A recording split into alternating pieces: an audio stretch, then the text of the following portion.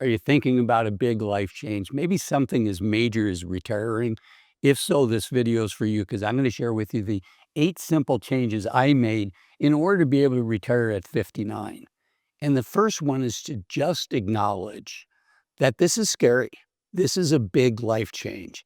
It's probably as big of a life change as, when young people leave home for the first time, either go to trade school, start their career, or go to college. Their entire life, they've probably been in one home. They've, had friends since they were in kindergarten, and now they're leaving that community, that home for this big unknown. And in many ways, that's what it's like making the transition into retirement. So of course it's scary.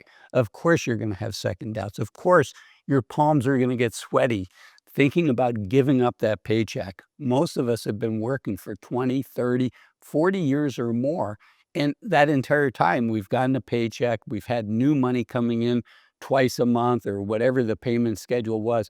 And it's difficult to leave that behind. I call that the river of money where, we're at the shore, and if we overspend 1 month, well, it's okay because the river is going to continue to provide money, a salary for us next month, the month after that, a year after that. But once we retire, we walk away from that stream. And it can be scary to walk away from that stream. So number one is to acknowledge that.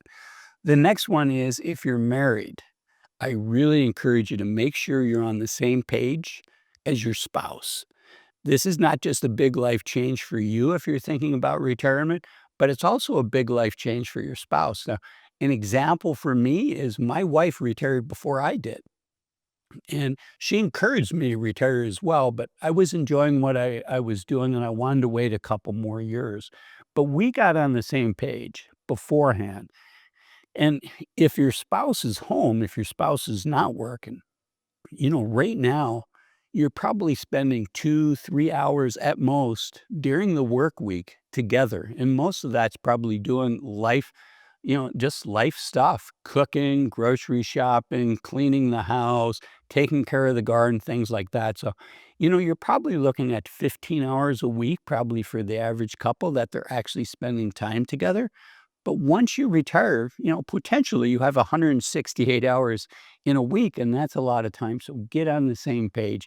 Make sure you and your spouse have thought through as many of the things as possible before pulling the trigger. Number three is to experiment now. You don't have to wait until you retire. If you think you want to travel, if you think you want to spend more time with maybe you have adult children and you want to spend more time with their kids, your grandkids, if you think there's a hobby or a not-for-profit that you want to get more involved in, we don't have to wait until we retire to explore that. And by exploring it, if it does end up being our next passion, great. Consider doing that. And it makes it easier to take that leap when you know what you're going to. Now, one of the things that I see people, and I was a financial advisor for over 20 years before I retired.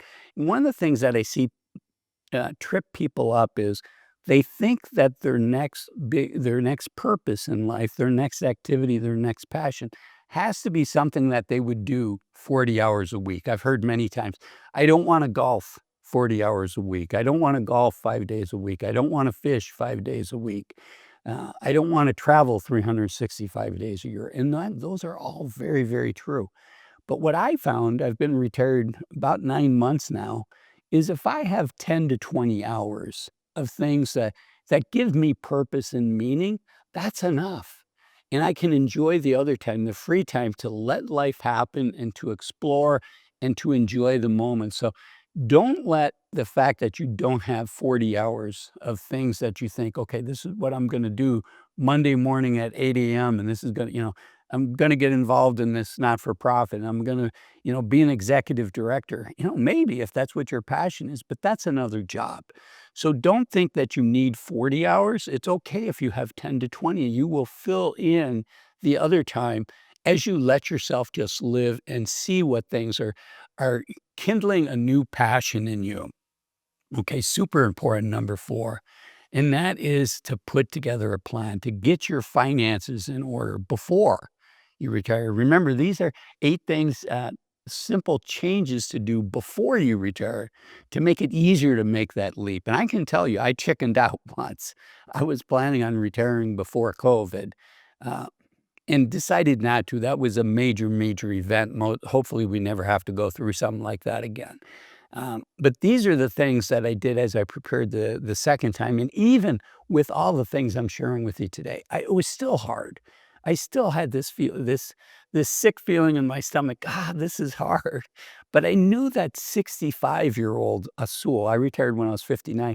I knew that 65-year-old me would be glad that I had the courage to retire. And I can tell you already, 60-year-old me is glad that 59-year-old me retired. What I didn't realize is even though I had a job that I loved, even though I worked with people that I enjoyed working with, even though what I was doing was meaningful and enriching for me, what I didn't realize is while I was enjoying maybe 40 hours outside of my career, outside of work every week, that I really wanted all of that time to choose what I wanted to work on, with whom I wanted to work on it, when I wanted to work on it, and where. So to get rid of at least for me, that feeling in my stomach like, am I doing the right thing? Having a financial plan is really key in having confidence in your financial plan. So get your finances in order, measure twice and cut once. And the gold standard is to work with a financial advisor that's a fiduciary to you 100% of the time.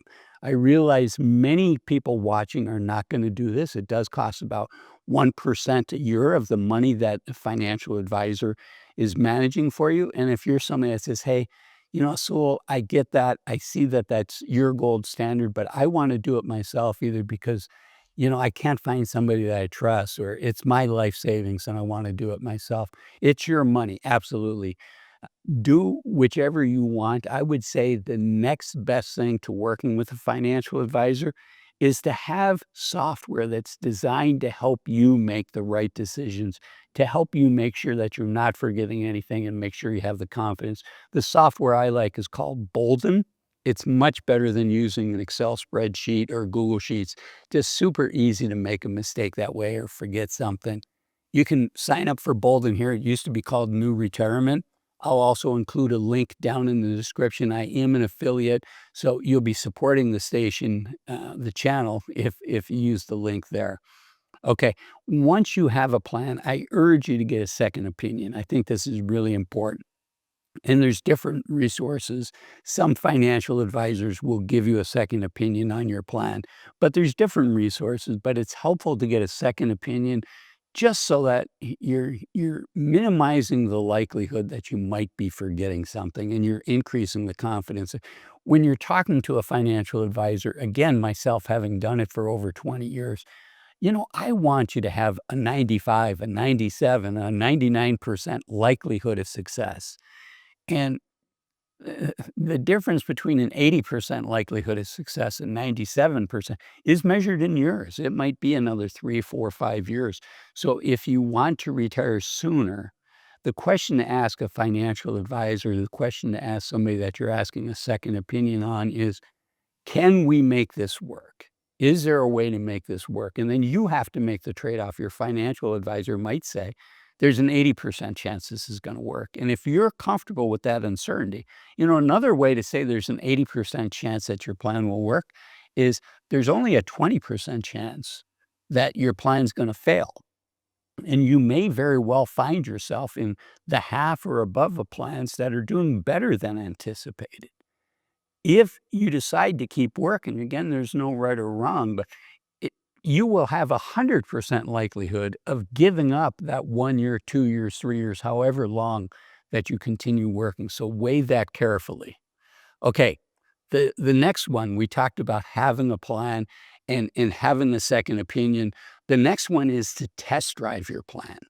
If you're currently spending, I'm just making up a number here, if you're currently spending $7,000 a month for all of your living expenses, taxes, everything, and you think in retirement you're going to spend $5,000 a month, I urge you to test drive that, to do what you can to emulate what it would feel like to actually live on that. If you're saying you're only going to go out to eat once a week and you're currently going out to eat 3 times a week, cut back to once a week. If you're saying you're only gonna spend $200 a month on, one of the online retailers, well, try that, quit buying that stuff that arrives at our house in cardboard boxes. Again, I wanna go back to this idea of confidence because that's key. We test drive our plan so we gain confidence. We find out before we tell our boss we're gonna retire how comfortable that feels. We have a plan, we get a second opinion, and our goal here is to gain confidence. And it is okay if it takes you an extra 100 days, if it takes you an extra 6 months, if it takes you an extra year to get that confidence. You be you. But I think it's super critical that you have that confidence before you trigger, before you pull the trigger and tell your boss you're going to retire. And then the most important item here is to have faith that your plan's gonna work out. If you've done your homework, if you have a good plan in place, we're gonna get thrown curveballs. The one thing that we know is life is not going to go according to that plan. But to know that if you have done the right things ahead of time, we can tweak things. You can tweak things. You're not going to fly that plane into the ground. Let's say you get unlucky and the market does poorly when you first retire. And that happens to people, right? The market tends to do well for 5, 6, 7 years. And then we have a year where the market doesn't do well. None of this is investment advice, but that's in general the way I've seen things generally work. And if you get unlucky and it's that first year of your retirement where there's a negative return, well, maybe you take a part-time job, maybe you tweak things, but you're not going to fly that plane into the ground.